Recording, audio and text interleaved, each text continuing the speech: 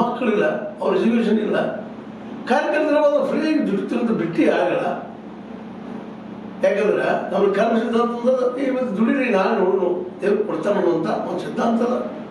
ಹಂಗೆ ಅವ್ರಿಗೆ ಇವತ್ತು ದುಡಿದ ಮುಂದಿನ ಜನದಾಗ ಏನು ಪಗಾರ ಕೊಡುವಂಥ ವ್ಯವಸ್ಥೆ ಮಾಡೋಣ ಅಂತ ಅವ್ರು ಕೇಳ್ತಾರೆ ಕಾರ್ಯಕರ್ತರಾದ್ರೆ ಆಯಾ ಪಕ್ಷದ ಏನೇನು ಕೆಲಸಗಳಾಗ್ತಾ ಇದ್ದಾವೆ ಅವ್ರ ಗುರಿ ಏನು ಎದ್ದು ಜನರಿಗೆ ಮುಟ್ಟಿಸುವಂಥ ಕೆಲಸ ಅವ್ರು ಮಾಡ್ತಿರ್ತಾರೆ. ಆ ಪಾರ್ಟಿ ಮುಟ್ಟಿಸುವ ಸಲುವಾಗಿ ಪಾರ್ಟಿ ಒಳಗೆ ಅವ್ರು ಬಂದು ಕುಳಿತಿರ್ತದ. ಒಂದು ಬೆಸಿಗಿದ್ದವ್ರೆ ಕಾಂಗ್ರೆಸ್ಸಲ್ಲಿ ಇದ್ದಾರೆ, BJP ಇದ್ದಾರೆ, JDS ಇದ್ದಾರೆ. ಯಾವುದೇ ಕಾರ್ಯಕರ್ತ ಸ್ವಯಂ ಒಂದು ತನ್ನ ಸ್ಫೂರ್ತಿಯಿಂದ ಇವತ್ತು ಮಾಡ್ಲಿಕ್ಕೆ ಸಾಧ್ಯ ಇಲ್ಲ. ಯಾಕೆ ತನ್ನ ಮನೆಯ ಕೆಲಸಗಳನ್ನ, ತನ್ನ ಮಕ್ಕಳ ಎಜುಕೇಷನ್ನ ಮತ್ತೊಂದನ್ನೆಲ್ಲ ಮಾಡ್ಕೋಬೇಕಾಗಿದ್ದವ್ರಿಗೆ ಅವ್ರು ಒಂದಿಷ್ಟು ಲಂಸಮ್ ಕೊಟ್ಟರೆ ಏನು ತಪ್ಪಿಲ್ಲ ಅಂತೇಳಿ. ಯಾಕಂದ್ರೆ ಅವ್ರು ಹೊಟ್ಟೆಗೆ ಕೊಡ್ತಿರ್ತಾರೆ, ಅವ್ರು ಬದುಕಿಗೆ ಕೊಡ್ತಾ ಇರ್ತಾರೆ. ಯಾರು ಕೊಡೋರು, BJP ಕೊಡಲಿ, ಕಾಂಗ್ರೆಸ್ ಕೊಡಲಿ.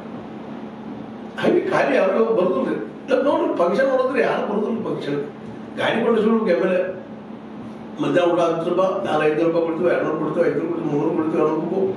ಅವ್ರು ಊರು ತುಂಬ ಗಾಡಿ ಬಿಡಬೇಕು, ಆನಂದ ಬಿಡ್ತಾರೆ. ಈಗ ಸರ್ ಅವ್ರು ತಪ್ಪಂತಲ್ರಿ.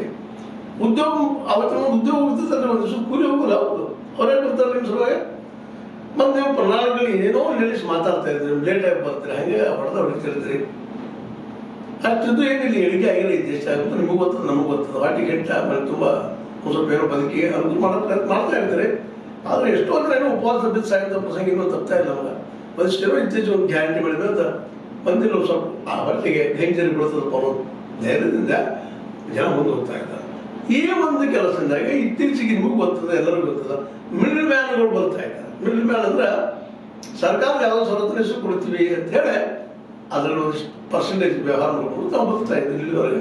ಈಗ ಸರ್ಕಾರ ಅಥವಾ ಒಂದು ಪಾರ್ಟಿ ಅವರು ತಮ್ಮ ಕಾರ್ಯಕರ್ತರಿಗೆ ಕೊಟ್ಟ ನೀವು ಗ್ಯಾರಂಟಿಗಳನ್ನ ಇದು ಇವತ್ತು 51,000 ಕೋಟಿ 60,000 ಕೋಟಿ ತರ ಖರ್ಚು ಮಾಡ್ತಾ ಇದ್ದಾರೆ. ಅವ್ರು ಮುಟ್ಟಬೇಕಲ್ಲ. ಆದರೆ 15-20 ಕೋಟಿ ರೂಪಾಯಿ ನಡಗಿನವ್ರಿಗೆ ಪೇಮೆಂಟ್ ಆಗಿರ್ಬೋದು, ಇಲ್ಲ ಅಂತಲ್ಲ. ಆದರೆ ಅವು ರೆಗ್ಯುಲರ್ಗೆ ಅವ್ರು ಮುಟ್ತಾ ಇದ್ದಾವ ಅನ್ನೋದ ಕಾರಣಕ್ಕಾಗಿ ಮತ್ತು ನಾವು ಪ್ರಚಾರ ಮಾಡ್ಕೊಳ್ಬೇಕು. ಇನ್ನೊಂದು ಬಹಳ ಗಮನಿಸಬೇಕಾಗಿದ್ದು, ಇವತ್ತು RSS ಎಂದೂ ಕಾಂಗ್ರೆಸ್ ಪರವಾಗಿ ಮಾತಾಡೋದಿಲ್ಲ. ಹಂಗಾಗಿ ಕಾಂಗ್ರೆಸ್ ಕಾರ್ಯಕರ್ತರು ಎಂದೂ BJP ಪರವಾಗಿ ಮಾತಾಡೋದು. ಯಾಕೆ ಮಾತಾಡ್ಬೇಕು ಅವರು? ಯಾಕಂದ್ರೆ ಪಕ್ಷದ ದುಡ್ಡು ತುಳ ಕೆಲಸ ಮಾಡ್ತಾ ಇರ್ತಾರೆ. ಅಂದಾಗ ಅವರು ನಮ್ಮ ಪಾರ್ಟಿ ವಿರುದ್ಧ ಮಾತಾಡೋಕ್ಕೆ ಸಾಧ್ಯ ಇಲ್ಲ. ಅವ್ರ ಜೊತೆ ಕಾಂಗ್ರೆಸ್ ಅವರು BJP ಟೀಕಾ ಮಾಡೋಣ, BJP ಕಾಂಗ್ರೆಸ್ ಟೀಕಾ ಮಾಡೋಣ. ಅವ್ರ ದೋಷ ಇವ್ರು ಹೇಳೋರು, ಇವ್ರ ದೋಷ ಅವ್ರು ಹೇಳೋರು.